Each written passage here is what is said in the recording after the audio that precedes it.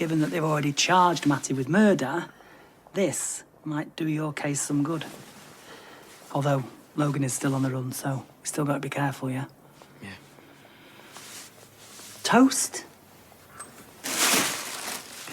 Yeah, go on then. I am your father. I have to physically see you consume some food.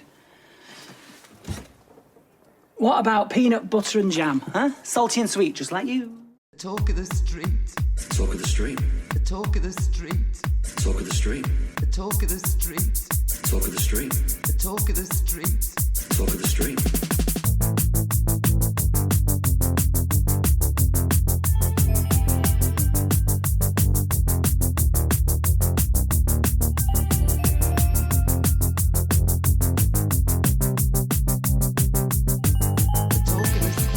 Hello and welcome to episode 041 of the Talk of the Street, an unofficial Coronation Street catch-up podcast that minded to ask Brian projectile vomiting over the school governors at a Christmas play to move aside as we have jail hostage crisis this week. Oh boy, I'm Gavin. And I can't believe we actually watch this shite sometimes. I thought you were going to bring up Dylan puking in the gunnel. Oh, I wasn't sure that I saw him do that. I did. Maybe just lucky that I didn't see that then.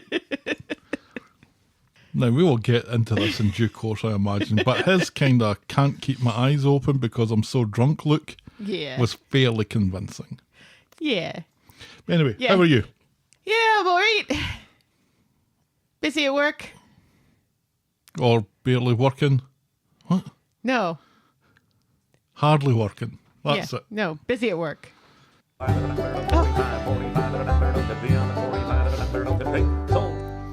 The auction talk.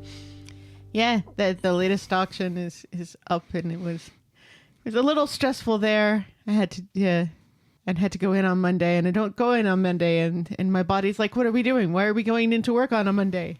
And then why are we running around doing lots of stuff on a Monday? But then I worked from home on Tuesday doing the marketing, so it was fine. So it all works out in the end. It all works out in the end, and it's doing quite well. I was outbid on a human skull. Very sad. Thank fuck for that. This house does not need human remains in it. There's enough shite. There's pretend human remains in the house. No, I don't know that. And she's not talking about me, dear listener. No. At least I don't think so. No, I'm talking about the skeleton in the dining room and the anatomical figure in the dining room. Blink if you need help, Gav. Sound of Gav blinking furiously. So now I'm working on another auction, and I've got some really It is a cool, never-ending cycle of auctions. It really is. It really is. And did some really cool anatomical books this week with like fold-out body parts and stuff. Really, really cool. And another anatomical book where all of the figures are photographs of cadavers. So that was fun to look at this week. And then, You're a weird person.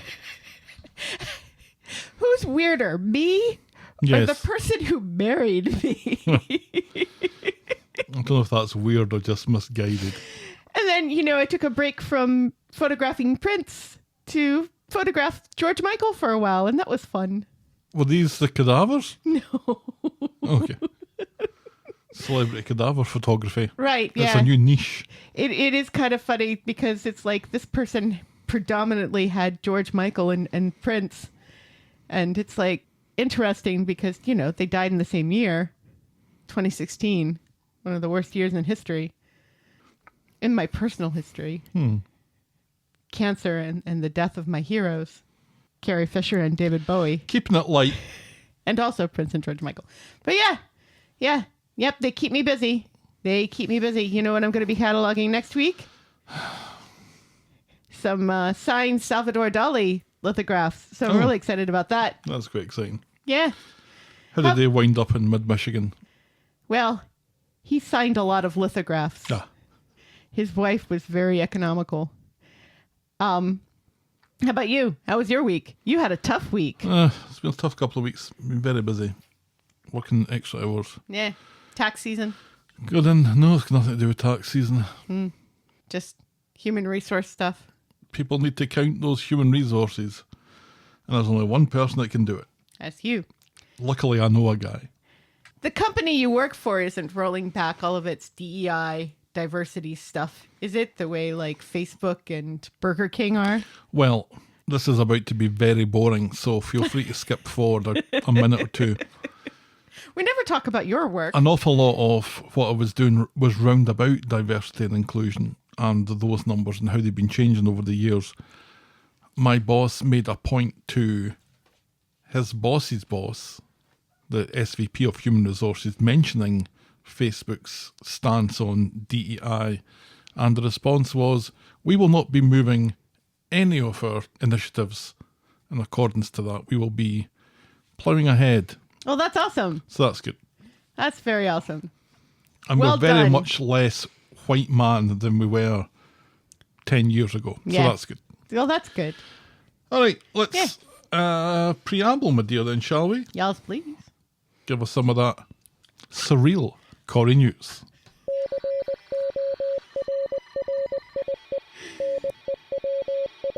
Mazel tov to Lucy Fallon, who has given birth to her second child, a wee girl named Nancy Margaret. We Nancy. Wee Nancy. It's funny saying wee Nancy, isn't it? I think all Nancys are wee, aren't they? Well, Nancy Reagan certainly was. She was a short woman. Nancy from A Nightmare on Elm Street. Freddy Krueger called her wee Nancy, I'm sure. No, he called her a bitch. He called everyone a bitch. It was his thing. It was the 80s. Nancy Margaret, who joins big brother Sonny Jude in the family. So that's Sonny and Nancy. Sonny and Nancy. Surprised they didn't call that kid Cher. Oh, that would be unfortunate, wouldn't it? Congratulations indeed. Yes. She Congratulations. was just starting to show a little bit of the old pregnancy in Corrie this week. And probably Yeah. in previous weeks that I haven't noticed. There's a bit of a glow in her face this week. And more baggy clothes. Yes. Thankfully, Izzy didn't have to be brought in to sit in her chair in front of her at any point. So No. we're already doing better than we were with Alia. Yes. Another cast member is bidding cheerio to the cobbles, as Paddy Bever has put in his notice, which is very sad because that kid has won a number of awards while he's been on the show these past 3 years. And so, you know, we're losing one of the good ones. I thought that, especially during the far right stuff, he did very well. Yeah. Yeah, I agree.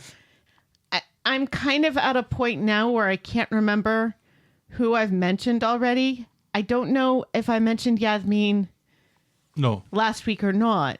I don't think so. All right. So, and also Shelley King is leaving. Apparently she gave notice about a year ago that she was ready to leave the cobbles. So I'm never getting my Yasmin and Bernie romance storyline. It doesn't look like it. No, very sad. Yeah, it's weird. People have been calling for a reduction in the cast for years, for as long as we've been doing this, because it's always been fairly Large. heavy on characters that don't always get the screen time that they deserve. So it's been something that I think most of the fans have agreed on, that there are too many people in the show and we need to reduce the numbers. But when the show starts to reduce those numbers, everyone seems to cry foul. We're losing people, but we're not losing the people that people want to. Right. Yeah. I think that is the issue right there. It is the wrong attrition. Yes. Again, something else that I've been covering in my human resources people counting Aha. over the past couple of weeks. Fascinating. Yeah, I think Paddy Bever's always going to go on, and most of the young crew, I think, when they've served a few years, they're probably going to want to look to adding different feathers to their bow, and Right. it feels kind of right for them at that age not to hang around for all that long. Right. Yeah. And I agree with that. But on the other hand, it really feels like the show really has needed a shot in the arm of fresh new people and fresh new stories. So it's really kind of sad to see people who haven't been on the show for decades being the ones to leave. And the show this week also has claimed that all of the allegations that they're losing money and the show's going to crash and everything are highly exaggerated. Yes. Just like the death of Mark Twain. I did see more of Coulson's chat about it on the sofa. Uh-huh. He speaks so well about it. It's unusual for someone to share as much as they did about it, about talking about getting called into He Kate is a Brooks' sharer. office. He is a sharer. He likes to share. And how Rita gave him a call, Barbara Knox gave him a call to tell him that there's people in the show that you can tell just love Coronation Street, and he was one of them, and stuff. So that's all really nice that casts are getting behind them, and Yeah, that is good. then, yeah. I mean, when you've grown up in the show, yeah, seriously. you've really not known anything else for years and have not had any other sort of job in your adult life. That's got to be a bit scary. Yeah, But he wants to go into presenting. well, he's done a little bit of that already, hasn't he? In Well, some he's of done the the podcast, I things, guess. yeah. And that thing he did about the exercise and stuff a couple years ago. I don't know. I think he will land on his feet. I think so too. And finally, where have you seen that mouthy cow Brie before? I love Brie. We will be talking about that mouthy cow Brie in a little while. But where have you seen her before? Well, she, played by Jessica Ellis, appeared on Hollyoaks as Tegan Lomax for years. Tegan She was Lomax, what a name. in over 300 episodes of Hollyoaks. Oh, wow. So lots of Hollyoaks fans were quite excited to see her. And we're shouting, Tegan, Tegan. I did But see not that. Sarah. I did see that, and the rumour mill kind of suggesting that someone of that calibre is maybe unlikely to be just a couple of episodes and they're done. So Yeah. we could maybe see a little bit more of Brie going forward. And I, for one, so far at the moment, all for that. I feel like she's being paid off by Joel's parents. And that's Corrie News. That's Corrie News. Well, following a Corrie News of that calibre, we can only dream of such gentle waters as we enter the feedback section that I like to call Everyone's a Critic.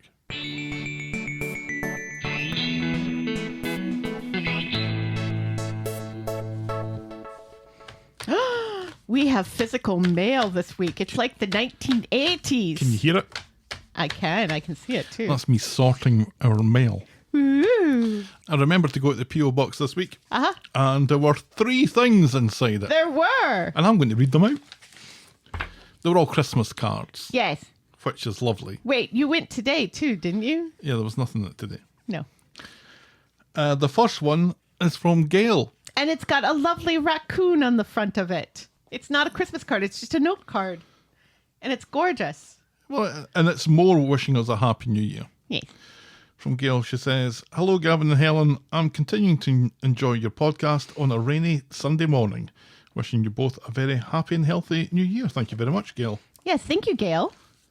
And then one that has a par avion ticket on it. This has come from overseas. I wonder where. Ooh. This is. It This says season's greetings on the Season's front. greetings. This is from English Victoria.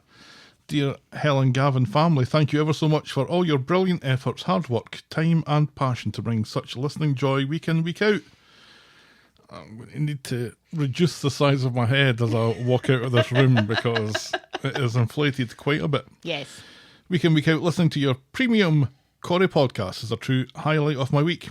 I hope you all get some happy, relaxed and restful time over the festive period, as you very much deserve. Thank you again. Have a wonderful Christmas time and a very happy New Year. That's love from English Victoria and toddler Noah. Simply having a wonderful Christmas time Thank you very with much, English Victoria. English Victoria. And I And hope toddler you Noah. and toddler Noah had a wonderful time also. Yeah. And finally, our good friend, Canadian Helen, Woohoo! whose envelope has a lovely little picture of Canadian Helen's family, which consists of 2 cats and other people. Right. But I thought that was delightful as well. Yes. So we finally got Canadian Helen's card, which says, wishing you and your family a very Merry Christmas. Thank you so much for another wonderful year of the podcast. Wishing you a happy and joyous new year with love from Canadian Helen. Well, thank you very much. Thank you so much. Canadian Helen, and thank you to English Victoria and Gail for our actual physical mail this week, which I seem to be collecting on this desk. Yes. Another correspondence. Stephen wrote in this week to say, the Hemingway you're thinking of, Helen, is A Farewell to Arms. That is the Hemingway that I was thinking of. Was A Farewell to Arms. I always forget about A Farewell to Arms. When I think Hemingway, I think For Whom the Bell Tolls, I think The Old Man in the Sea, and I think... What's the other one I think? The Sun Also Rises. No. Oh, Carrie. That's not Hemingway. But yeah, A Farewell to Arms is indeed what you were thinking. Yes. Thank you, Stephen, for that. Thank you, Stephen. And our good friend John Giovanni writes in, I had a chuckle, Gav, when you gave your rating last week as 8 after thinking about 7.5 after speaking about rounding up etiquette earlier. Personally, I always round up 0.5 to the next number, evens and odds. So that just blows my mind because I thought this was a British thing. Uh-huh. That you always round to the even number for a 0.5, but not according to John. Thank you, John. And finally, Cheeky writes, there are only 3 people that I'll have a problem with this week. You want to guess who? I don't know because I have more than 3 people, so it could be anybody. The first was Cassie being a completely manipulative cow towards Daniel about the pregnancy of Daisy. How she worms her way out of really bad situations I'll never understand.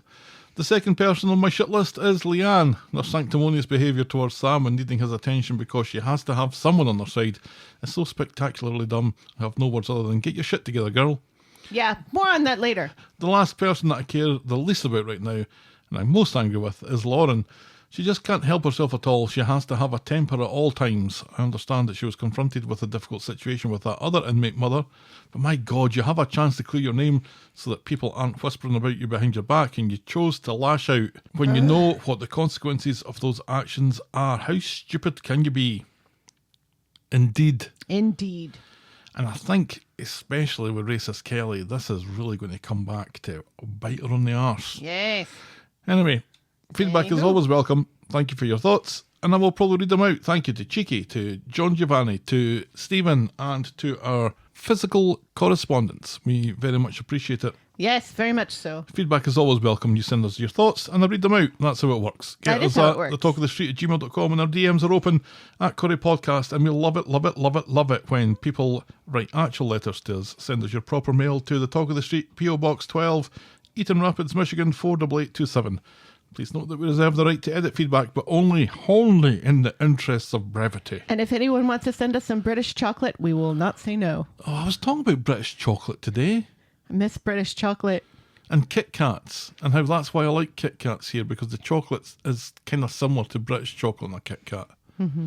And then we started to talk about how nice it would be to have a Kit Kat that didn't have the wafer in it, that was just the chocolate. Isn't that like a Hershey's bar? No, because that tastes like baby poop. And yet you shave a Hershey's bar on all of our banoffee pies. Hey, when in Rome. And now, let's podcast for coffee.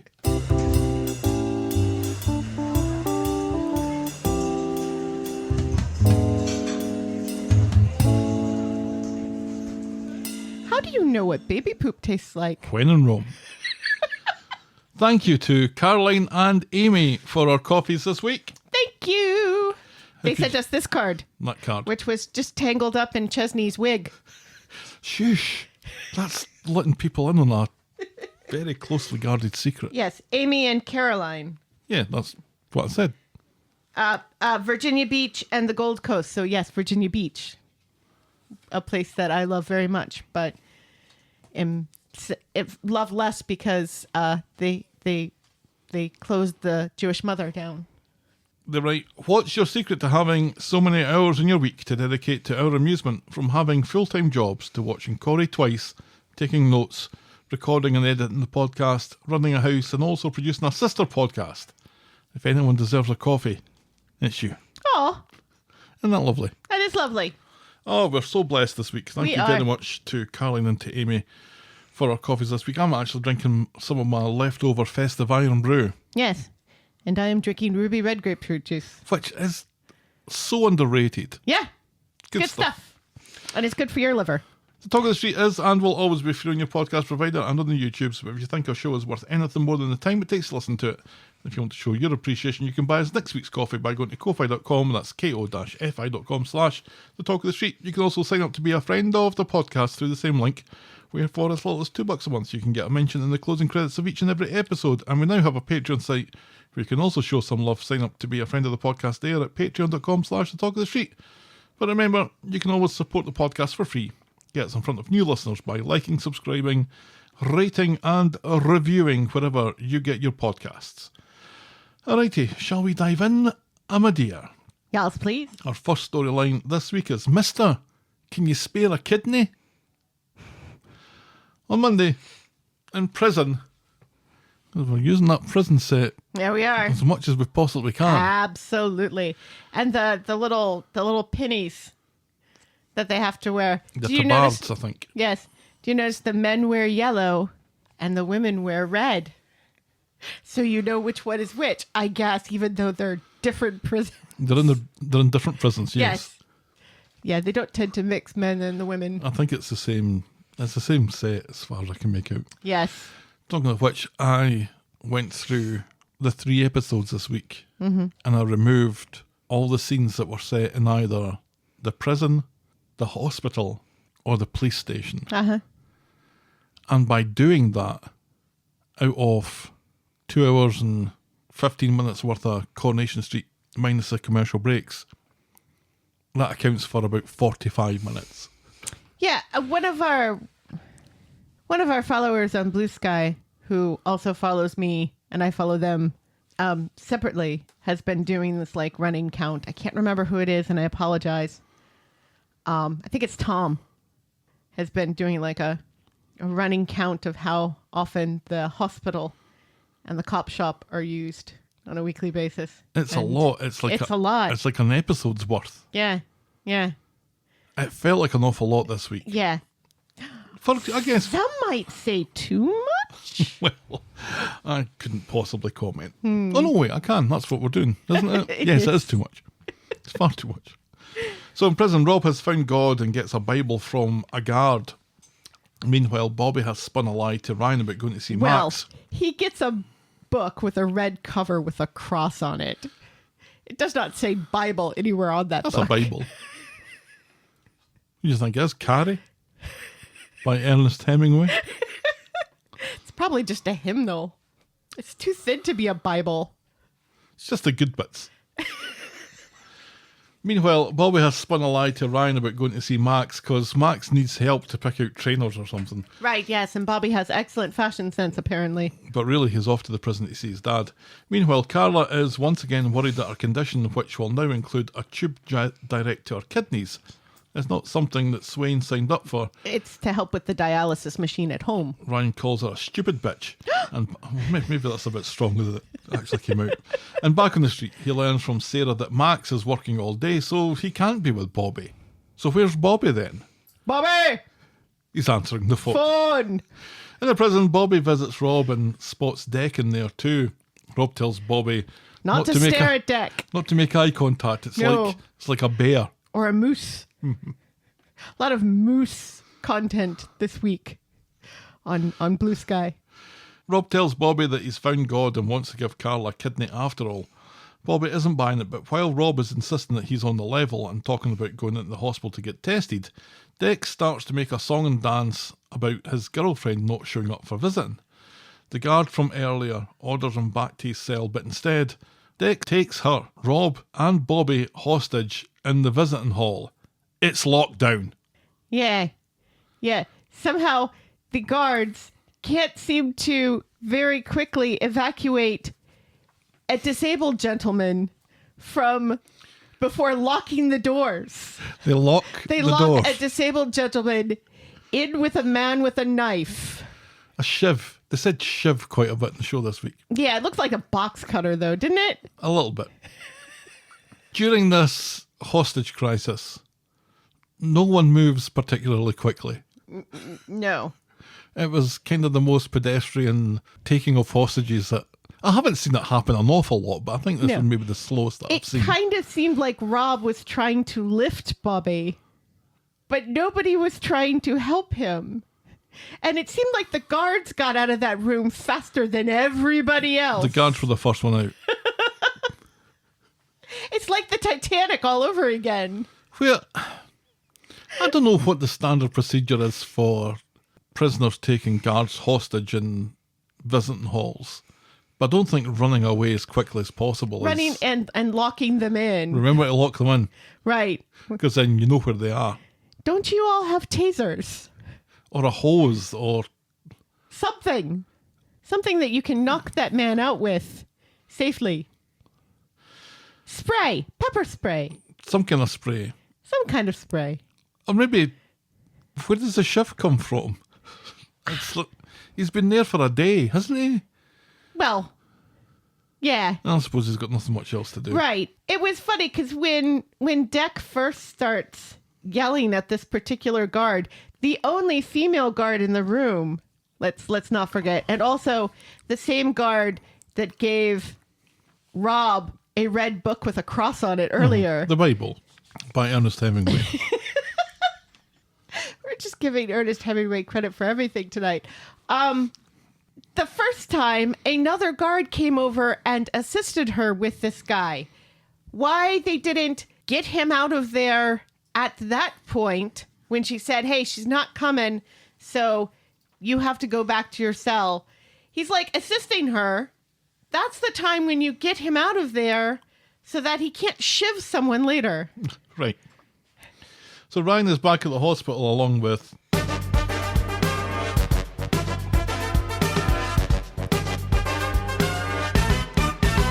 Swain. along with Swain and Betsy, and Swain finds out about the hostage, I'm going to say situation, Right, at yeah. the prison. So Ryan has to grass Bobby up for going to visit Rob, and everyone seems shocked to learn that Bobby's dad is a no good murderer. Well, 2 people in the room are shocked to learn this. Everybody else already knew. Back at the prison, in a long, drawn out and Ridiculous. I'm going to say utterly unbelievable And series of stupid. events, Deck eventually takes Bobby hostage and threatens to kill him, so Rob overpowers him and the situation is resolved. Rob is the hero of the hour. Right, by You saved my life, says Bobby. crying Jesus the whole time. How does Bobby believe that it's this guy who, like, the day before was victim blaming the woman that he murdered, and then today he's a born-again Christian? What? Who believes this? Welcome to Planet Bobby. 3 minutes later, after this has all been resolved, and somehow Bobby's at the hospital now telling all this to Carla. The police didn't want to take a statement from you or anything, she says. Nah, says Bobby, and he tells her that Rob saved his life, has found God, and is willing to give Carla his kidney. I'd sooner have dialysis for the rest of my fucking life, says Carla. Ryan thinks that she should reconsider, and Bobby thinks his dad has changed. Carla couldn't be less interested. But in the prison, somehow, Rob is allowed to speak to Deck and thanks him for playing his part in the charade from earlier. Right. So this was all make-believe. How? This is just so ridiculous. Why would you pick Deck, who's just gotten there? And why would Deck agree when anything he does is going to get him stuck in there longer? He's not even been convicted yet. Why is he in with convicted prisoners? Remand prisoners often are. But the things that just don't stack up with this. It's everything. It's everything, right.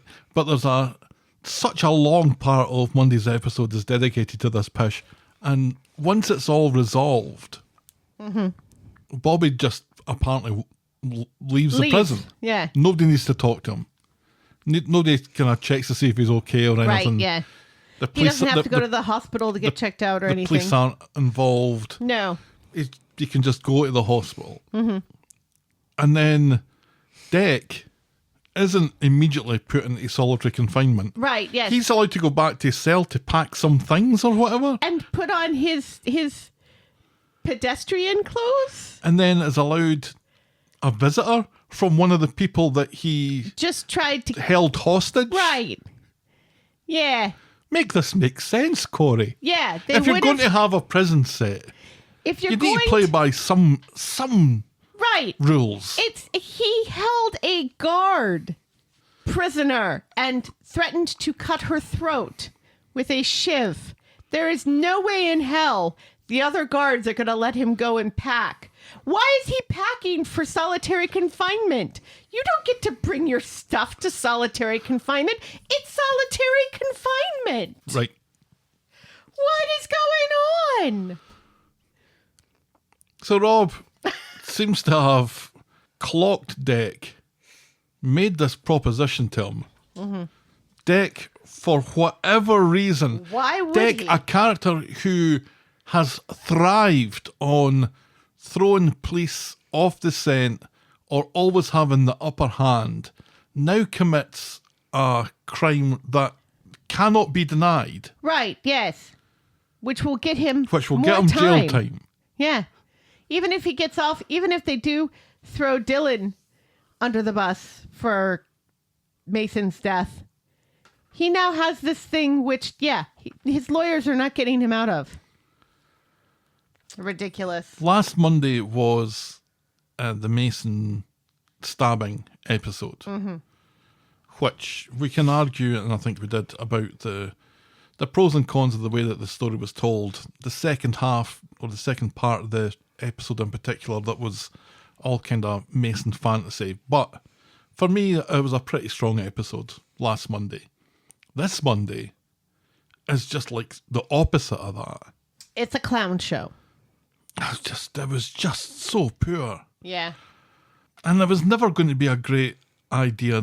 I just don't see how they can sell this And also, with all these stupid, the reliance on so many things that would never happen are allowed to happen, and nobody's questioning it. and also, why? Why? What is Rob getting out of this? He's getting The love and affection of his son again? Yes, that's it. How? Why does he care? Why does he care? He murdered a woman. Well, presumably he's got plans to escape from prison. In the hospital after he's been put under and his kidney cut out. Between the prison and the hospital, I imagine that he is seeing a possible way to escape. But this seems like a very tenuous way to make that happen by getting Deck involved in it. Right. Yeah. It's so stupid. And risking getting other people killed. Yeah. Because quite easily the guard could have been killed. Yes. Quite easily Deck could have been killed. Right. Yes. Bobby could have been killed. They all could have been killed, depending on how that shit went down. Who knows? It's an incredibly volatile I tell situation. you what, if that was an American prison, Deck would be dead. Yeah. Deck would be dead. And probably so would Bobby. Yeah, they'd all be watching the first season of How I Met Your Mother in heaven. On DVD. On Wednesday, in the prison, Rob is the man of the hour, and the woman who was held hostage is back for another shift.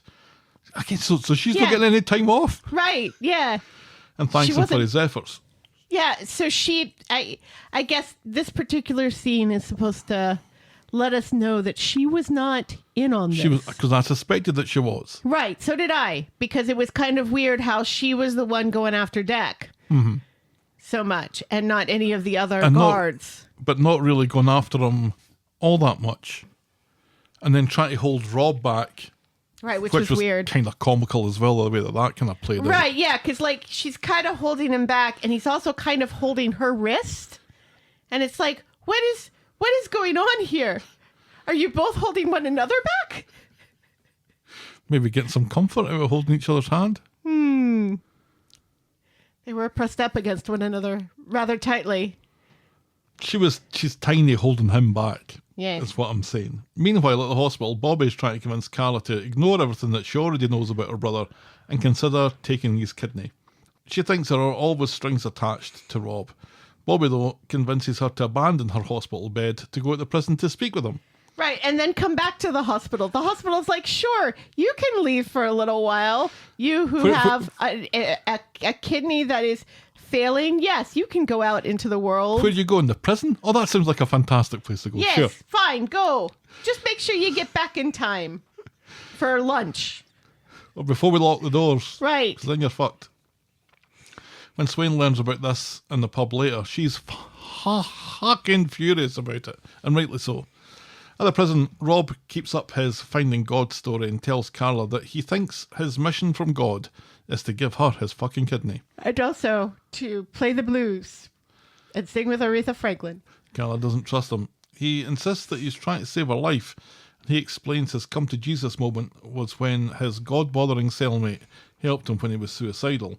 Carla's mind hasn't changed though, and she tells him that he can stick his kidney up his arse. Right. Right! Up Up his his arse. arse. She's going to grab rubies instead.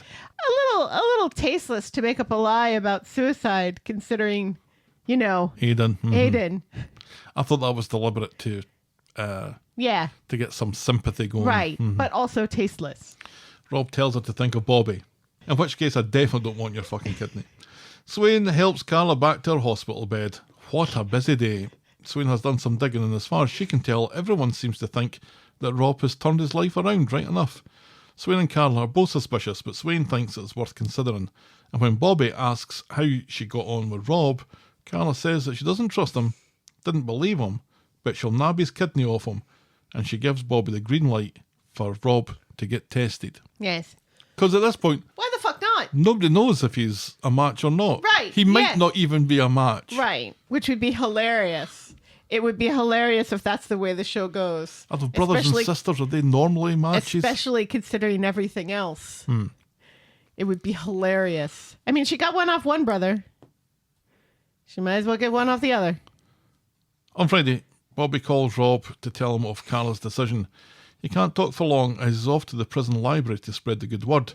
He might be a charlatan, but he's doing more for God than Billy's done for months. That's true.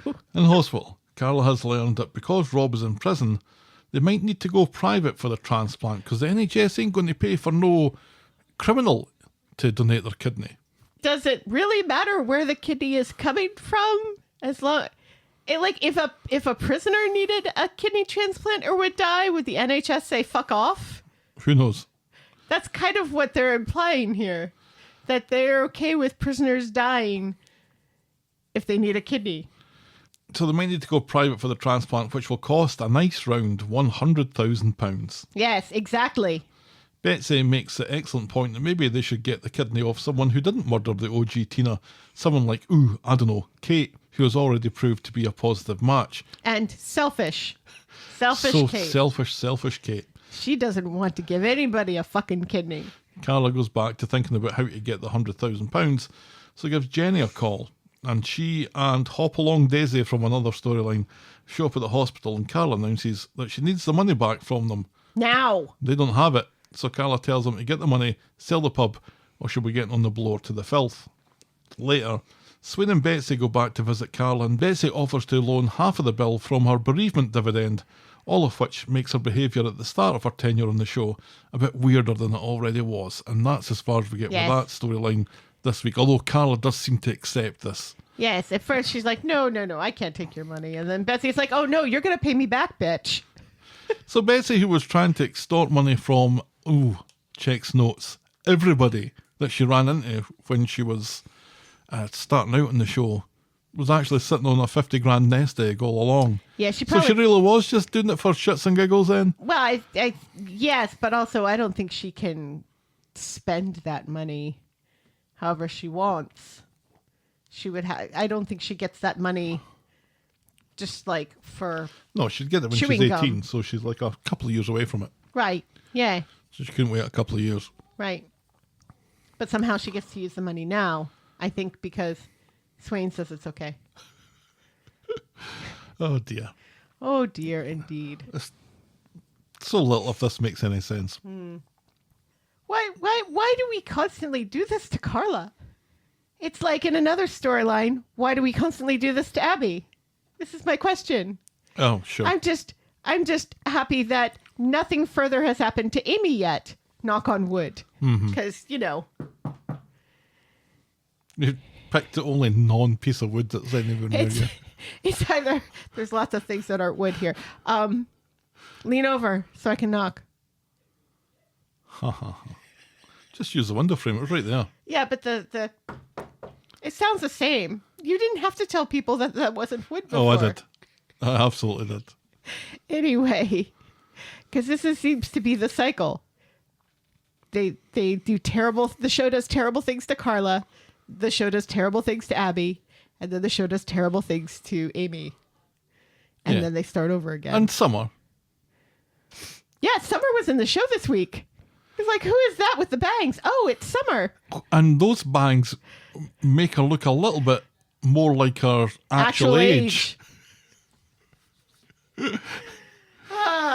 Isn't it strange what hair over a pow can do? I don't know. You won't let me grow bangs anymore. No, you won't let me shave. Get all this grey off me. You look very distinguished in grey. I look like fucking fat Scottish Santa is what I look like. Shaving your beard's not going to change that, babe. But that's the only little bit of black hair you still have. My moustache? Is in your beard and your moustache. Yes. And my And, eyebrows, of course. My feet? Yes, your feet. My hairy toes? Your hairy toes, your hairy arse. All right, enough of this. This isn't a What Colour is All of Gavin's Hair podcast. Tell you, nobody would be subscribing to that. I would. I wonder what we'd talk about. How much hair you have and what colour it is and how long. I don't know how excited I am that Rob's back in it. Now, Rob was before your time, so you don't Yes. really have anything to compare with, but Yeah. I just remember being kind of glad to see the back of him. It was only a matter of time, wasn't it? When they introduced Bobby? When they introduced Bobby, it was just the clock was ticking. Oh, when are we going to actually get Rob back on? Maybe this is a villain that has a little bit more longevity about it. We had Damon, who was a kind of fly-by-night villain. Ray Weinstein.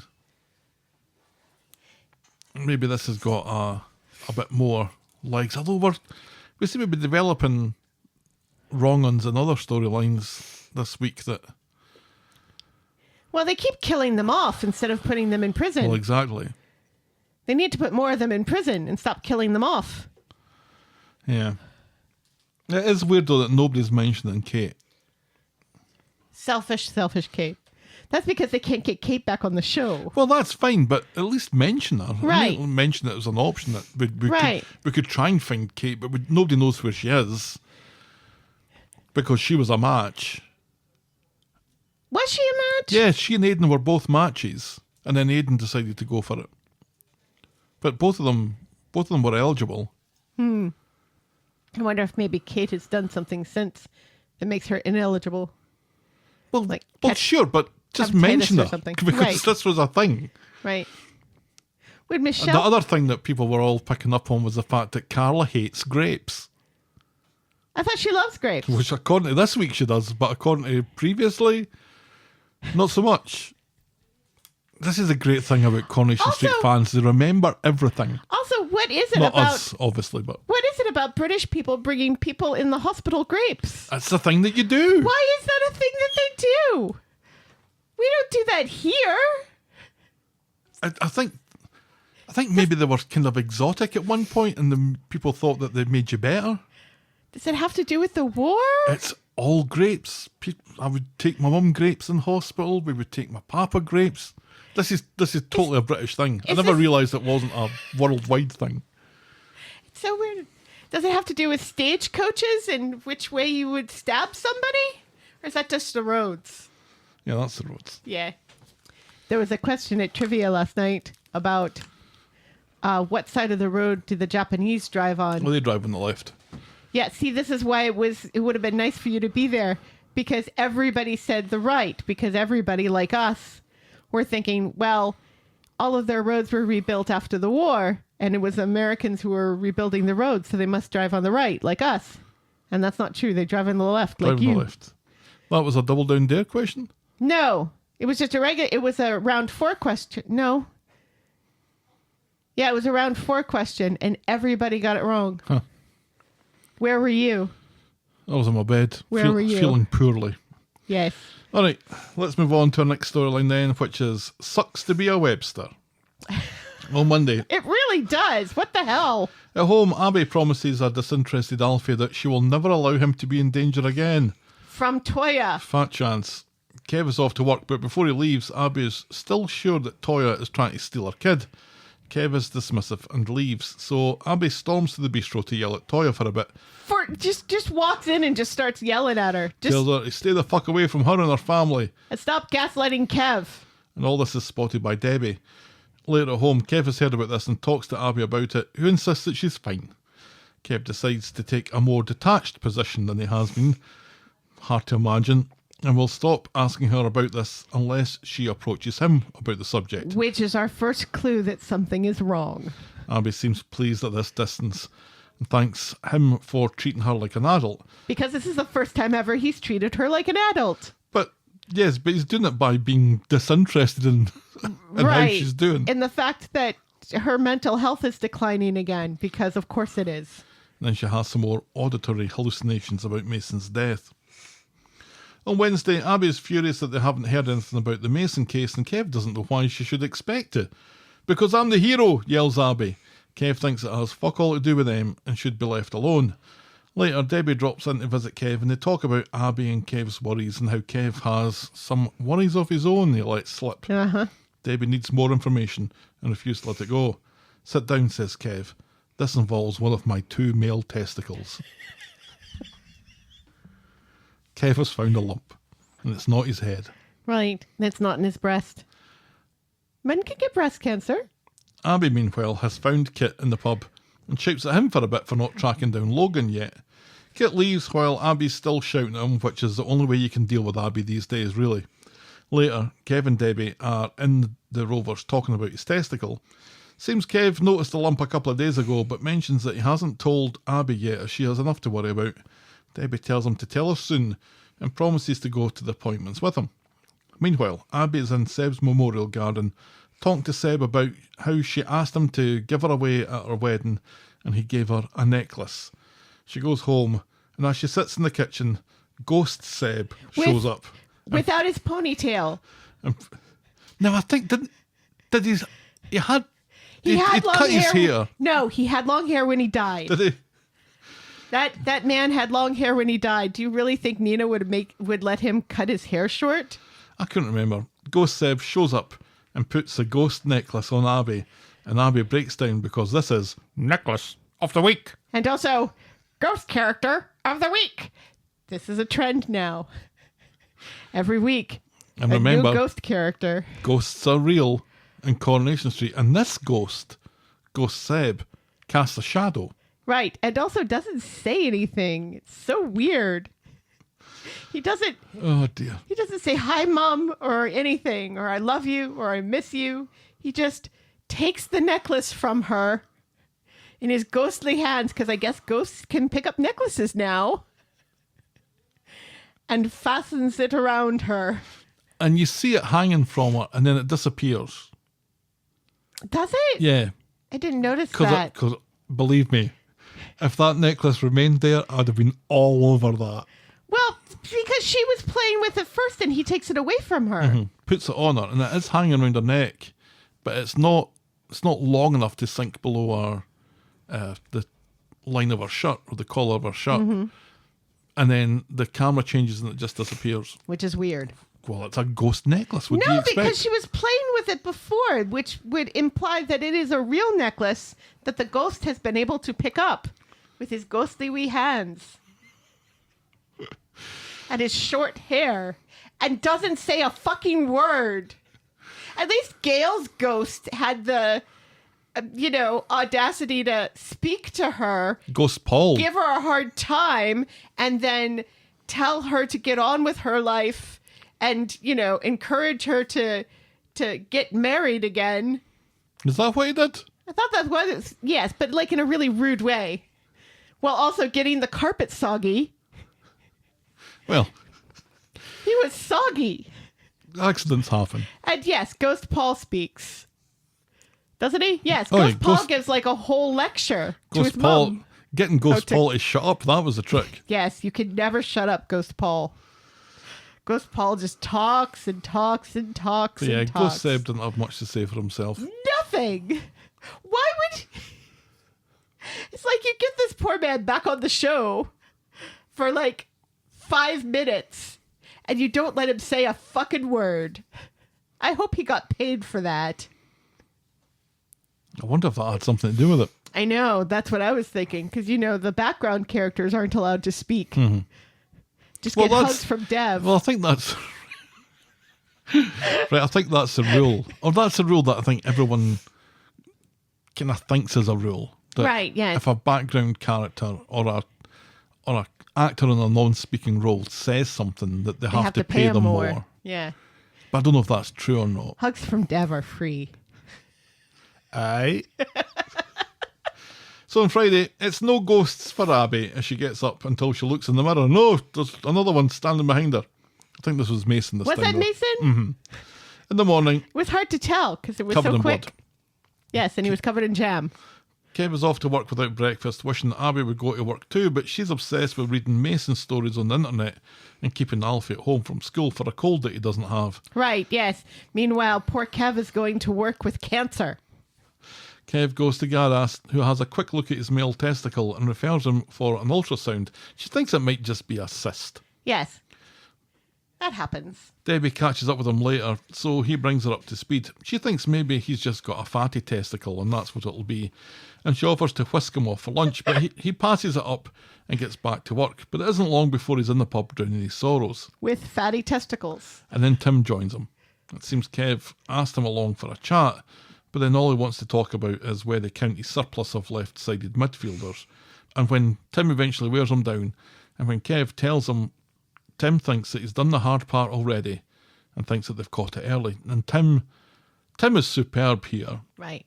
Because Kev's obviously having a hard time bringing this subject up. Right, because it's his testicle. Right. But Tim is good here.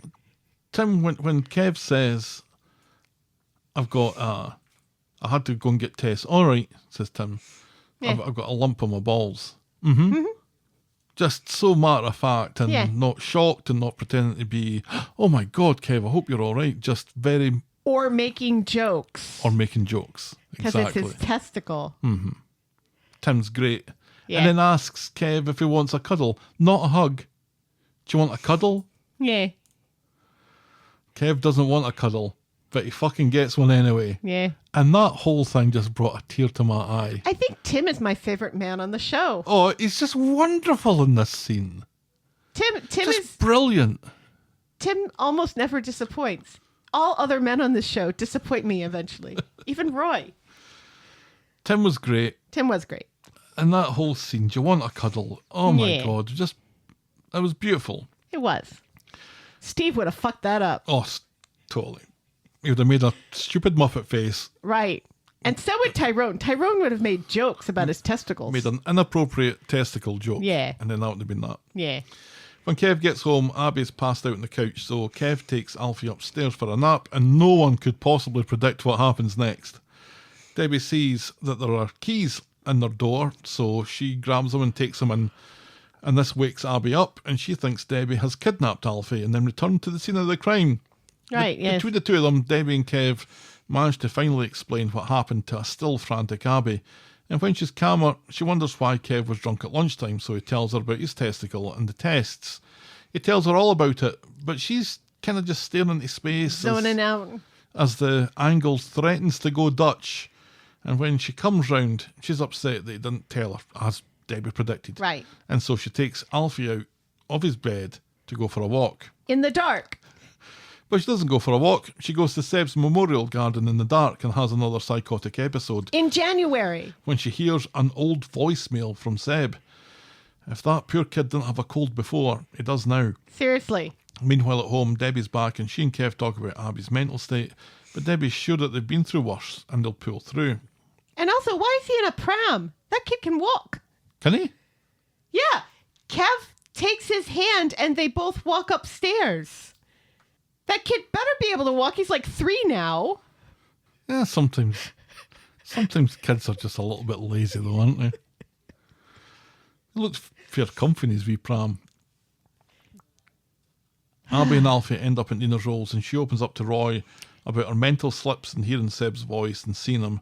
And Roy thinks that she needs help and she should speak to Kevin, but instead, Abby grabs Alfie and fucks off home. And that's as far as we get with that this week. Yep. There we go. The thing that I don't... Carla's in the hospital, so now it's Abby who needs a psychotic break. The thing that I don't really like about this is that I think Abby would be aware.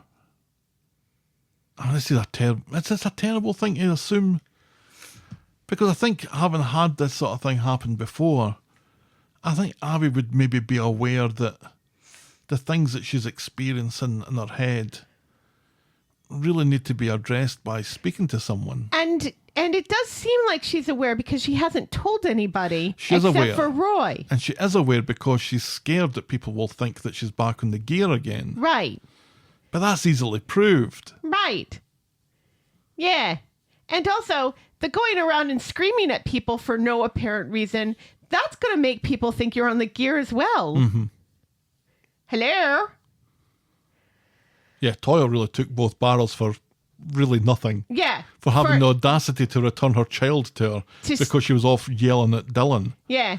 And also, for standing behind the bar in the place where she works. Because, Abby literally just walks in, goes straight to her, yells at her, and then fucks off. Mm-hmm. It's like you've come all the way in here to yell at this woman who's not doing anything to you at the moment. I was like, oh, she's going to wake up and she's going to realize the error of her ways and she's going to apologize. And no, that's not what's happening here. And this part isn't a hallucination. This is because the hallucinations I can kind of understand. But the fact that she's going a little bit cuckoo bananas about thinking that Alfie's going to be kidnapped, that doesn't make as much sense because nobody kidnapped Mason. Well, I think I She understand watched that. Mason die and that reminded her of Seb. That should have nothing to do with Alfie. But it also makes her want to overprotect Alfie. And see, that I can understand. But imagining everyone wants to kidnap Alfie feels like a bridge too far. Being overprotective and not wanting and holding him close and not wanting him to run away is one thing. I mean, if she was really that concerned, would she really fall asleep on the couch? Well, I was about to say that as well. When that scene started, I was like, oh my God, she's taken something. Mm-hmm. Because Yeah, the if way that she she's- was lying, she looked like she was Right. passed out more than asleep. Right, yeah. And it's like, if you are that scared that somebody's going to come and kidnap your child, you would not be sleeping and letting him run around the house. He's only 3. You know, when I saw that this storyline with Kev was going to be coming up, and this on the back of what was happening to Abby, I really was a little disappointed that all this seems to be happening to the Websters. We know roughly what's in store for Debbie, which isn't great either. No. But I have to say, props to Michael Lavelle. Yes. I think he's doing the storyline real justice at the moment, Yeah. from the way that he finds out And this is and his reaction to it. and this is a great storyline. I think this is a really great storyline. I don't think that people talk about testicular cancer enough. No. And I think the way that he has handled it, just really by keeping it secret for a couple of days and then going straight to the doctor. I think that's a really positive message as well, and one that we wouldn't normally see Coronation Street do. Yeah. You want to play out the lying and the covering up and the secrets a little bit more than this usually. But here Kev he's taking charge of the situation somewhat reluctantly, I think, but he told Debbie. Right. And Debbie's fucking great in this as well, Yeah. because Debbie is so... Well, Right. it's probably nothing, but you need to go and get this sorted out. And I'm Yes. your sister, and you can tell me anything. Right. And you can see that he's kind of uncomfortable telling Debbie and telling Tim, but he tells them anyway. You know, he's not comfortable talking about his testicles with his sister and another dude, but he does it anyway. Yep. And that's great. And as Tim says, you've done the hardest part now, going to the doctor. The first time, yeah. And now all you need to do is do as you're told. Because, as we all know, men are very reluctant I don't know who you're looking at. to go to the doctor. No, but one get thing things checked out. One thing I do regularly is check my testicles. Do you? Mm-hmm. I didn't know that. Yeah. Yeah, that's good. Like, legitimately check them. Yeah, legitimately. Yeah. Not just, grope them every once in a while. Well, I'll do that too, but it's some things for business, some things for pleasure. Yeah, because like I said, everybody knows about breast checks and breast cancer and all this other stuff and runs for breast cancer and breast cancer campaigns and everything. And nobody talks enough about the fact that men can also get breast cancer, but also very few people talk about testicular cancer and how to check for testicular cancer. Not nearly enough. Right. I do remember in school when they, handed around the fake boobs for us to find the lumps in. They did hand around fake testicles to find lumps in too. So kudos to my school. Right. But I don't think that's everyone's experience. No, it wasn't mine. Did you at least get to check boobs for cancer? Nope. You didn't even get to grope fake boobies? Nope. That's a wee shame. Yeah. Were you groping real boobies at the time? Of what age? High school? I think I groped one booby. And it was clear. You weren't checking for cancer, though, when you were groping that boobie, were you? That's between me and Laura Jackson. Hi, Laura. What I've done here very cleverly is make up a girl's name to protect the satisfied.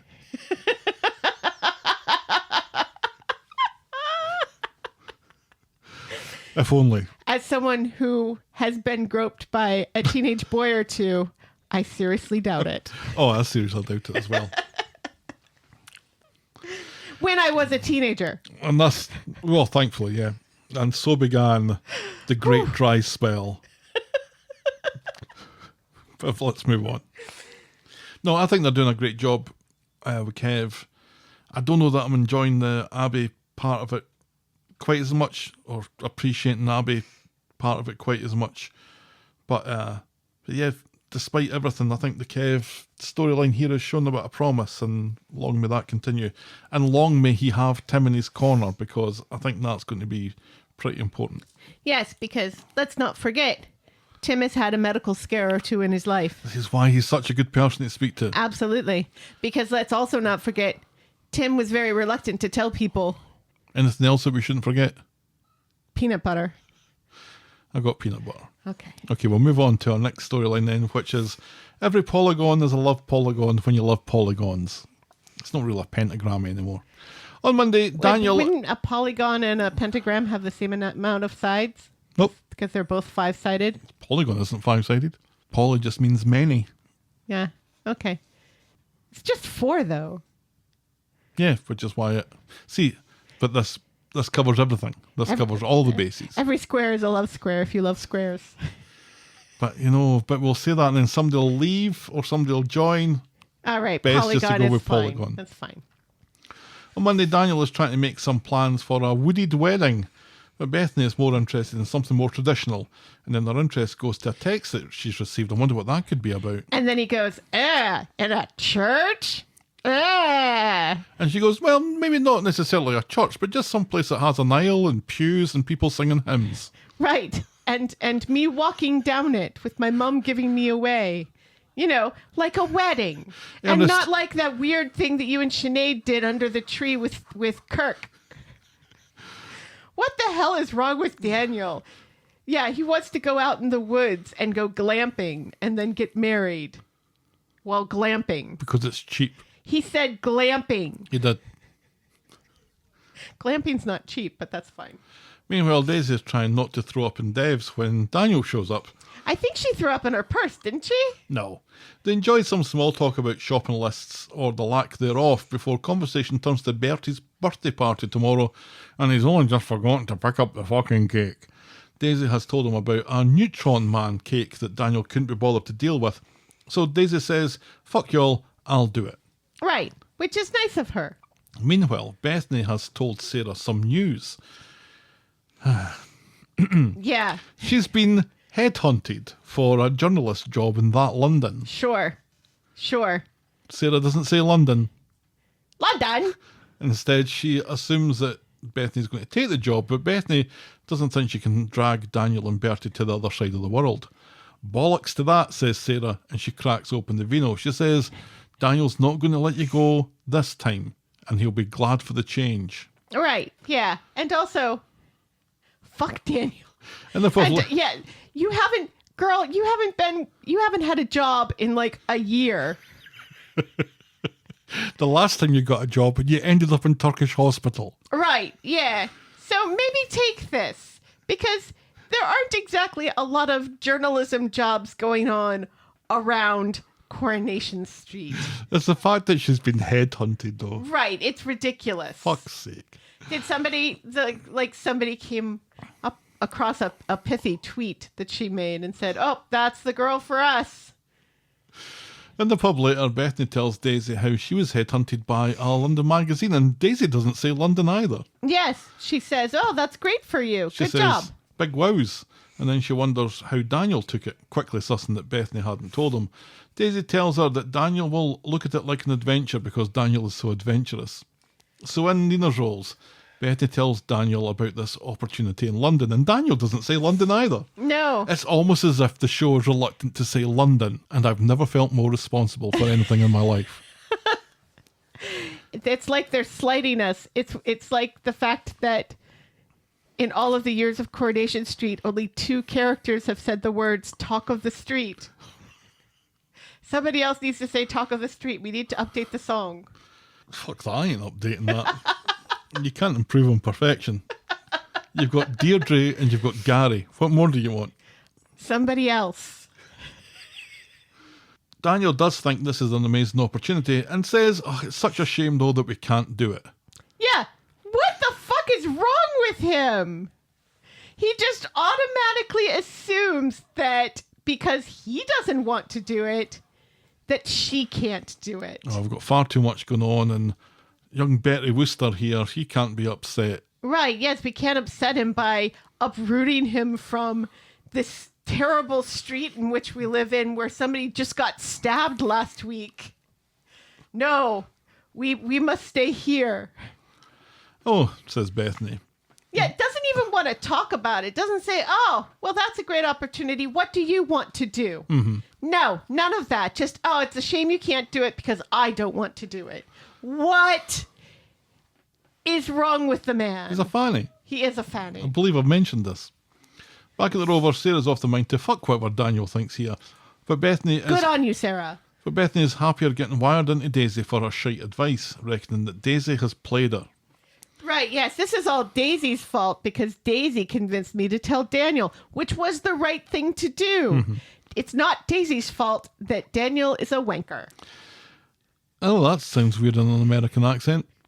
You haven't heard me say wanker before? I don't think so. Wanker. On Wednesday, it's Bertie's birthday, moving on, and he's having a party at number 1. He visits early, though, Which is very crowded. and he wanders into the kitchen for some squash. He catches Cassie spiking Ken's tea. Wow. Bertie gets a line here and asks her what she's doing, so she calls it their secret and bribes him with an extra special present to keep his mouth shut. At the party later, Bethany is very jealous of how Daisy and Bertie get on, so she decides to get blootered at a 6-year-old's party. Right, yes. And also she's jealous of the cake. She's like, why didn't you ask me to get the cake? And it's like, Daniel was not even going to bother with the special cake. He was just going to go to Freshco's and buy a shit cake. He was going to get a Jaffa cake and put a candle in it. Right. It's like... There's some chat where Amy pretends to be confused about how Bertie is related to Adam. Right, yeah, because because Alia, who is there, Because Adam isn't. says something about Uncle Adam, which is funny because Daniel is Adam's uncle. Yeah. Amy is confused about the relationship between Bertie and Adam, but it's the same relationship that she has with Bertie and Adam. They're all cousins. Right, yes. In the kitchen, Bertie tells Daisy that Cassie asked him to keep a secret. She goes to tell Daniel, but they're interrupted by Cassie handing out the booze. Daisy says she can't because she caught a bug from Sean, so she's on pills. Cassie fucks off to tell Bethany how cosy Daniel and Daisy are looking, and she's impressed at how well Bethany handles it. So Bethany storms off to find them as Daisy's telling Daniel about Cassie. She doesn't know what Cassie put in Ken's tea, but it's suspicious that she would want to keep it secret. Daniel reckons it was just sweeteners. Right, yes, because we must keep sweeteners secret. Bethany interrupts before they can discuss it more, and at this point, Bethany is hammered and insists on doing something for a change and cuts up Bertie's cake as passively aggressively And terribly. as it's possible to do. When Daisy tries to wrestle the knife away from Bethany, she pushes Daisy over Bertie's truck. Daisy announces that she's broken her ankle, Or sprained her ankle. but she says she's broken it and demands that Daniel take her to the hospital as Bethany realises that she's cut her own hand with a knife. Right, I thought she was talking about the truck being broken.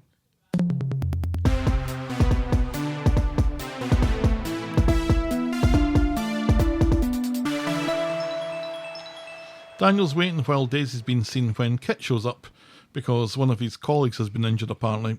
When he learns that Daisy has been hurt, he decides to go to the treatment room, and not wanting to be undone, Daniel follows along, and they both burst in just as the nurse is telling Daisy that x-rays on her foot won't affect the pregnancy in her belly. Daniel and Kit's jaws hit the floor. Which is weird because the radiation will be in the room anyway. That's why the technician has to be like around the corner with the door closed when you do the x-ray. And why they typically cover your belly with an apron when they do an x-ray. So See, this isn't the bit that I'm taking exception to. I'm taking exception to the fact that Kit and Daniel just walked into a room. right, yeah, there is that too. Kit and Daniel are both in shock. Kit not remotely interested in why Daniel cares. But Daniel goes home, and later Daisy tells Kit that the baby's his, and she was keeping quiet until the scan. Kit tells her that Daniel has fucked off home though, so she'll have to make her own way back. Daniel's at home, and Bethany's making it clear what she thinks about Daisy constantly hanging around him, but Daniel can't be arsed with this and leaves. Bethany asks if she should hang around for him to come back. Do whatever you like, he says. And she's like, what the fuck am I meant to do here? And she's got this bandage on her thumb. She's got this enormous big thumb. It's ridiculous. It's ridiculous how much gauze they have put on that woman's hand. Love it. In the ginnel, Daniel meets Daisy and he loudly expresses how much Bethany's going to lose her fucking mind when she finds out about this. Daisy tells him not to tell Bethany and she plans to go along with it being Kit's. She reckons that he won't walk away from his responsibilities. Daniel, though, wants to know what to do if it is his, but they're interrupted by Cassie, who thinks this is yet another suspicious meeting between the two. Right. How does she... She's just like randomly walking by the garbage cans in the back of the house and just happens to come by. Well, she could be throwing stuff out, but also, Daniel's talking very loudly during all this. Daisy says Daniel is checking on her ankle in the ginnel at night, which sounds like a poem. Meanwhile, Kit is complaining to Billy about how this is going to screw up his career. It's good that Kit's just telling Billy this. Right, yes. Cassie heads off to the pub and learns from Sean that there's nothing wrong with him, so he calls Daisy a lying cow if she's claiming that she's caught anything of him. Kit shows up at the Rovers and tells Daisy that he'll help financially, but he wants absolutely nothing to do with that kid. Which is hilarious. His career must come first. Not looking at his own childhood Right. or anything like that. Yes. All of the grief he has given Bernie. All of the shit he has given Bernie. And he's not even gonna, like, acknowledge the kid when they're walking on the street. He'll pay for it, though. He'll pay for He's going to it. pay for it. But that's it. What the hell? Daniel goes to number one and approaches Cassie about spiking Ken's drink. Cassie deflects, saying it was just sweeteners, and then lets him know that she knows that Daisy's pregnant and is pretty sure that Daniel's the father. So you keep my secret, says Cassie, and I'll keep yours. In other words, let me poison your dad or I'll tell your girlfriend that you knocked up her nemesis. Gulp, says Daniel. Gulp, but then what does he do next? On Friday, Daniel, Bethany with her big thumb are in Nina's rolls. Daisy's there as well, milking her stupid sprained ankle in his own crutches. Daniel keeps on staring at her and he's not even bothered to be covert about it. Later at his flat, he tells Adam about his suspicions of Cassie, which leads to him confessing about perhaps knocking up Daisy. Adam can't hide his glee. Bethany and her big thumb come home, so that puts an end to that conversation, and meanwhile at the pub, following a run-in with Carla in another storyline, Daisy reveals that she's cancelled the DNA test because it doesn't matter who the daddy is, she's fucked either way. That's true. That's as far as we get with that. That's true. That's how babies happen. Oh, do you know, despite everything, I'm really liking this. This is giving me an awful lot of joy. It's like a traditional soap story, Yeah. and that's great. Who's the daddy, the infidelity, the whole love triangle between Daniel and Daisy and Bethany has gone on for far, far too long. Yes, but it's hilarious. But it's quite funny, yeah. It's hilarious that these two women are fighting over such a trash man. He's just awful. He's the worst. Although Kit's pretty shit too. Yeah. I was very surprised by how shit Kit is in this situation. I was like, oh, this is his chance to do all of the things that his mother did not. This is his chance to be a good dad because he's a good uncle. He's good with kids. He likes kids. No. He seems to think he can't have kids and have a career. He thinks That's he's going not to how be. that happens. He thinks he's going to be a DI in 5 years. Right. That's what and he thinks. also, he's ridiculous because he's like saying to Daisy, well, I guess you expect me to get down on one knee. And she's like, fuck off. No, thank you. That's quite all right. Nobody's asking you of this. This isn't the 1950s. No. They just barge into that treatment room. Shitman 1 and Shitman 2. And the poor nurse is like, I'm so sorry. I didn't realize there was someone behind me. You didn't hear the door open? But why did Kit just want to barge in anyway? I guess he was worried about Daisy? Yeah, well, sit where you are and you'll find out. It's just so ridiculous. And also, this is the perfect opportunity for them to both find out at the same time This is that only- Daisy is pregnant. Right. Also, he's a detective, and he's not even slightly curious about why Daniel cares about all of this. No. But the way that they find out feels almost akin to that nurse making a PA announcement. Bing bong. Daisy's pregnant, by the way. Bing bong. I mean, there's got to be other ways that the two of them could have found out rather than just barging into a treatment room. And for the nurse to be right at that exact moment giving false information about the dangers of x-rays to an unborn child. I don't think this child's getting born, do you? Is she sticking around for 9 months? I don't think so. I think No, she's leaving the show sooner than that, isn't she? So maybe she's having the baby somewhere else. I've obviously enjoyed seeing Daniel getting up to his neck and Yes. shite Yes. quite a bit. So, yeah, more of this, please. It's good fun at the moment. We'll move on to Cowardly Dylan's Comeuppance. On Monday, Dylan has fallen asleep in front of the TV. Sean has information from Adam that the cops have found CCTV of Ant and Dec disposing of the knife, which must do his case some good. Later, Betsy finds Dylan in the precinct necking straight vodka like it's water. He apologises for what happened and takes responsibility for Mason's death, but Betsy can't talk to him about it and leaves. Dylan drinks himself into a stupor in the ginnel where Mason died and is eventually found by Liam and taken back home, where he tells Sean that he thinks he was the one who should have died, not Mason. Meanwhile, Alia has a meeting with her lawyer pals and is shocked to listen to the horrid terms he used to describe Ant and Dec and their family, and how they'll use his poor upbringing to garner sympathy from the jury, and reminds Alia that they weren't the ones who brought the knife to the party. When Adam and Alia go to the pub later, Sean learns that Alia's firm is representing Ant and Dec. Well, and supposedly she's representing them, which doesn't But make she any isn't, sense because she's not a lawyer. And despite having to beg Adam to represent Dylan, decides to give her a hard time for it, and then tells her that she's barred from the pub. Yeah, bad. Adam thinks this is ridiculous, but Alia just quickly leaves. And it's like, well, yeah, this is very much in line with Sean's MO. Yeah. He hates defence lawyers when they're representing Other people. but when they're defence lawyers representing his son, well, that's a different matter. True. I guess we all kind of feel that way, though, don't we? Well, some of us think that everyone's entitled to a defence, and everyone's entitled to representation. Yeah. And even in situations like this, it's at the very least the defence's responsibility to test the case that the prosecution have got. Yeah, I do understand how it's kind of difficult when it's a person that you see every day who lives down the street from you. I can understand why that would be difficult. It's almost as though It's in those situations the lawyer would reject the case because they've Right. been too close to the people that are involved in it. Or, maybe reject the case because your significant other is representing the other person who's in line for being accused of this. Yes. Because you would think that this is a conflict of interest right here. That if you are stripping the person who's representing the other guy, that's not great. And also, I'm shocked that she is even considering helping with this case because she does bring up the fact that she has been knifed herself.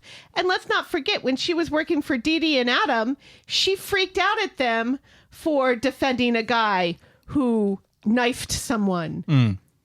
Remember that? I do remember that. Yeah. I'm amazed that you remember that. So it's kind of crazy that she has agreed to assist in this case.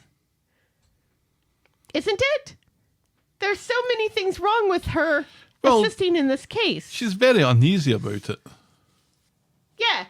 And, she's taking this case and is also contributing money to help bury Mason. Yeah. And also, the lawyer being all like, well, we can, use the fact that they're white trash. Yeah. That only works when they are knifing or thieving from people who aren't also white trash, aka their brother. On Wednesday, at the precinct flat, Sean gets a call from Kit asking him and Dylan to come to the station. Once there, they're shocked to get confirmation of what they've already been warned about. Dylan will be charged for carrying a blade. And Sean's ridiculous here. He's like, I can't believe this is happening. He's Because being Adam said it wouldn't. No, that's not what Adam said. Plus, Adam's not the police. And also, he's like, he's been very compliant and answered all of your questions. Yes, but he also owned a knife. Mm-hmm. That's against the law. Well, it's not against the law to own a knife. Well, it's Because against, otherwise, how would people cut up their it's dinner? against the law to have that particular kind of knife. It's against the law to be carrying it about in public is what is against the law. Yeah. Well, aren't people like not allowed to have baseball bats in their trunks as well in the UK? You would have a hard job explaining why you've got a baseball bat if you aren't on your way to or from a baseball game. But if you just like to play baseball and you just leave it there because it's pointless to bring it back in your house. Then you should probably have a ball and a mitt there also. And maybe Nolan Ryan. Meanwhile, as Jenny lifts Sean's ban, Alia is worried that she's not cut out for this, selling her morals to represent scum. You get used to it, says Adam, and that's as far as we get with that. No, and then Alia says, yes, that's what I'm afraid of. Well, I'm glad that Dylan's been charged. This can't be overlooked. No. This was an important part of the shit that went down with Mason, and there's no real getting away from it. Nope. And he's probably looking at a jail term. Good. And that'll be his exit strategy then. One would imagine. Moving on. Our next storyline is funeral for a friend now, I guess. On Monday, in Nina's roles, Sally learns that George is doing Mason's funeral, which will be the cheapest available as he has no family taking charge of it or paying him for it. That's really sad. Which gets Sally's brain ticking over. So later in the Rovers, Sally has gathered Billy and Summer, George, Eileen, Alia. George will try to cut some costs from the funeral, but Billy refuses to conduct a service, which seems fine as no one knows if Mason was religious anyway. Alia thinks a crowdfunder might be the way to go. Later, George has a word with Billy, who says he's done with funerals after Paul and he's lost his touch. George thinks Billy always did a tremendous job to make funerals as personal as possible, and his efforts will be missed. So Billy has changed his mind then, and as he tells Sally and Tim on the street, we see the aunt is hanging around like a bad smell at the tram station, Why? which surely has CCTV. Why? Why would you do that? Why would you go back? Why would you ever go back to that street? Right. If you were on the run. Why? And what's the point? He doesn't do anything. No. He's just there. So he maybe overhears them talking about, and I think they talk about some charities that have Right. agreed to donate some money towards the funeral costs of Right. that, but maybe it's remorse. Maybe that's what it is. Because it was his brother after all. He didn't look remorseful. No. I will say, though, Deck does look remorseful. Well, until he gets involved in that fucking stupid... No, because like when Rob is talking to him and saying good boy and stuff, Deck looks like he's about ready to burst into tears. His eyes are a little wet. It feels like Deck may be sorry that he killed his brother. Or assisted in the killing of his brother, because I think it was Aunt who was holding the It was Aunt that was knife. holding the knife, Yeah. yeah. Our penultimate storyline is Thick Thieves. On Friday, Nick and Sam run into Leanne outside Nina's Rolls. Leanne offers to take him out for the day, and he gives her a definite maybe. It was either that or rugby, though. Right, yeah. But it's weird that he gives a definite maybe when he literally gave back the computer that she gave him just like a week ago. Yeah. Nick and Leanne share a few barbs as Sam goes off to school. So Leanne and Sam meet up later in Nina's Rolls, but when Sam is called back early via text, Leanne loses it and spends a good 2 minutes calling Nick and Toy a pair of dirty shits. Right, yes. And doesn't stop. There's no filter saying maybe I shouldn't be saying these things to this child about his father.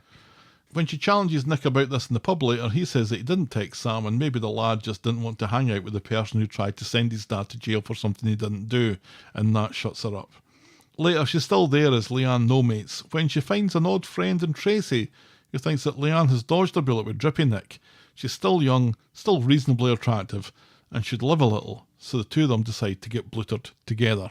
And that's as far as we get with that this week. Strange bedfellows indeed. Indeed. Indeed. Sam, He did get a text. well, he pretended that he got a Well, text. his phone dinged. But still, you would think that this woman would know better than to just...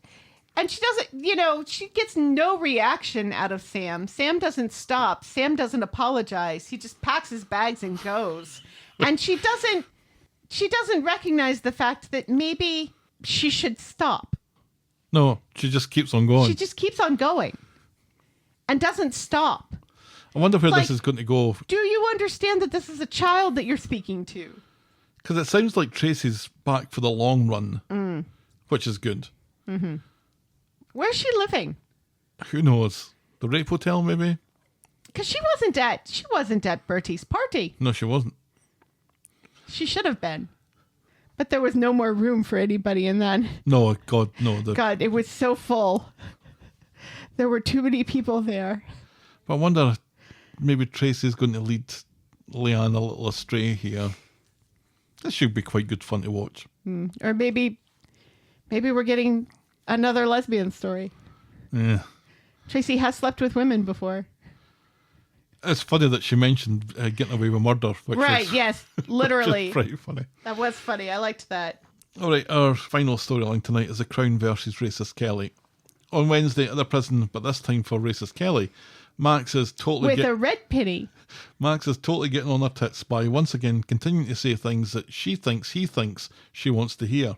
He tells her not to worry, and the jury will see that she's telling the truth, but she reminds him she isn't telling the truth. She twatted Joel twice, and she's told everyone that she just did it once, and it's too late to change her story now. She's well and truly fucked. Things are so out of control, so she does the one thing that she does have control over, and she dumps Max. Later, Racist Kelly meets Bree. I love Bree. She's a cheese. Bree is another jailbird mum with a love with a lovely creamy centre and great on crackers. She tells racist Kelly how much of a spunk Max was, but he wasn't a patch on that lawyer whose head she smashed in. Racist Kelly tells Bree to get to fuck, and Bree tells her to watch that temper, especially when she's in court tomorrow. So on Friday, it's racist Kelly's big day in court, and she's not in a particularly chatty mood. In the court, Joel's lovely parents are there, and we see the razor-sharp prosecution barrister that we've been threatened with, who opens by explaining how racist Kelly let 2 innocent men go to prison while she was on the run, and proposes that racist Kelly killed Joel in cold blood. The first witness confirms that Joel was twatted twice, contrary to that liar racist Kelly. The defence barrister manages to get the expert to admit that they made a mistake initially by thinking there was only one injury, because the 2 injuries were so close together. I'm not sure I believe that. No. But the other injury may have come from Joel's head hitting the ground, which puts a little bit of doubt against his story. Yes. Next up is Kit, who tells everyone about Lizzie's tramp tracker that was on Joel's phone, and that racist Kelly and Max went out looking for Joel, and after the twatting, she didn't tell anyone and covered up her actions to make it look like suicide.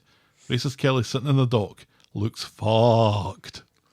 During the break, the defence lawyer thinks it's not the end of the world, but it'll all come down to what the jury think. Back in the unit after the day in court, racist Kelly runs into Bree, who winds her up because she's on her way home, and racist Kelly will be an old bag before she gets out, and at least someone decent will get to bring up Frankie. Well said, Bree. What is she in there for? That's what I would like to know. Racist Kelly threatens to kill Bree, but the altercation is broken up by a staff member, but when the staff member turns her back, it looks maybe like racist Kelly is going to be good to her word here. And that's how we end this week's episodes. Yes. And the only people who could have been bothered to go to court to watch all of this and to support racist Kelly is Bobby and Nina. Bobby Why is Nina there? Bobby kept on tapping his hands. his chair, and Yeah. Nina telling me, cut that the fuck out. Right. Seriously. It's good to see Bobby just being an asshole in every storyline that he crops up in. Right. Yes. It's good stuff. And it is good to see Nina. Just Yeah. like it was good to see Summer. Max isn't there. Shona's not there. Right. Why is he? Roy's not there. Why is Max not there? I get that she just dumped him, so he's sad. But he's just sitting in Nina's roles. He's Eating not toast. He's not doing anything. He could be there. He's getting updates from Bobby. Bobby's texting in court.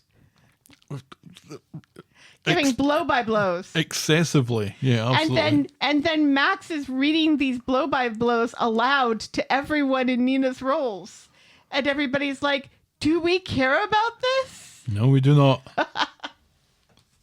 She's got to go down for this, surely, hasn't she?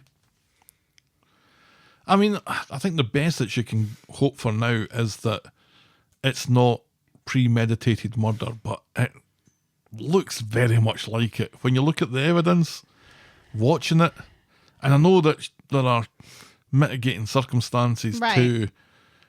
There are reasons, obviously, terrible, terrible reasons why racist Kelly would want Joel to be dead. But Yeah. she can't just kill him. Well, it's happened before. And yet she did. It'll happen again. So what did you think of Bree? I think she's just saying everything that the audience is saying, isn't she? She feels like my representative in that situation, It's calling out always racist Kelly for what she is. It's always suspicious when somebody's in prison and then a rando just shows up at their door and starts talking to them like they're best friends. It's always suspicious. Oh, sure. Let's not forget what happened to Roy when a rando showed up on his doorstep. That was Stu's fault. Well, initially it was Stu's fault, but then Harvey paid him off. So it feels like this girl didn't show up for nothing. And she seems to know an awful lot about everything to do with racist Kelly's Oh, case. she reads the papers. Yeah, it feels like there's a little bit more to it. I do think the Deerings have somehow paid this woman to wind racist Kelly up so that racist Kelly does something stupid in jail. So that they get the baby. It honestly just looks like she enjoys winding racist Kelly up. Speaking of babies, it's been a number of weeks. Has Dee Dee had that abortion yet? No, she was going to have it. She was going to give the she's kid going up for to give adoption. the kid up for adoption. Yeah, she's now in her 9th trimester. Feels that way. Yeah. Yeah. Racist Kelly did make one good decision, though, and that was dumping Max. Yes, because Max is a psycho. I wouldn't go that far, but The way he's like, no, but we'll be fine. We'll be together. yeah, that's not great. And she correctly calls him on just saying things that he thinks she wants to hear. Mm-hmm. You know, and he throws Audrey under the bus a little bit, saying, well, you know, Audrey always says something about staying positive. Yeah, quotes Marilyn Monroe or something. Yeah. Or Jesus. Ernest Hemingway. One and the same. Rob. Yeah. That was absolutely the right thing to do. Max says, but, and you just know what he's going to say. But I love you. And Racist Kelly's like, you don't even know me. Yeah. And let's Which face is a it, weird thing to say, considering that they were in a white nationalist group together. and she was the one who came back and tried to steal him away from Sabrina. So it doesn't really make an awful lot of sense. But No. I'm glad that she said it, because you needed to get that relationship. Yeah, it was so doomed. toxic. Yeah, absolutely. It was so toxic, Britney Spears wrote a song about it. Hit me one more time? Or was that Joel that made her do that? Ouch. Baby, can't you see that was the week that was Coronation Street? It was. Tell me, Helen, what was your moment of the week? Is it wrong to say Bethany tried to cut a cake? Yes, because it's Tim and Kev. It is Tim and Kev. Tim but and Kev. Bethany tried to cut cake was hilarious. When all she does is she cuts off the... She's like, wah, wah, wah, wah, wah. And the cake is in the shape of an M.